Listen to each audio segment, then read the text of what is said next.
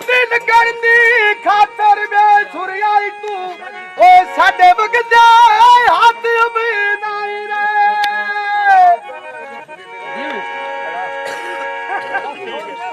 ਖਾਮੋਸ਼ ਕਿਸੇ ਤਕਲੀਫ ਨਾ ਕੀਤੀ ਓਏ ਅਸੀਂ ਸਿੱਖਦੇ ਛੱਕੜ ਥਾਈ ਰੇ ਤੁਸੀਂ ਵਾਲੀ ਅੱਥੀ ਵਾਲੀ ਮਨ ਤੇ ਡੁੱਬਦੇ ਰਹੇ ਤੇ ਤੁਸੀਂ ਵਾਲੀ ਸੱਜਣ ਕੋ ਪੈਂਦੇ ਭਾਈ ਰੇ ਅੱਲੀ ਮਨ ਤੇ ਡੁੱਬਦੇ ਭਾਈ ਰੇ ਨੰਨ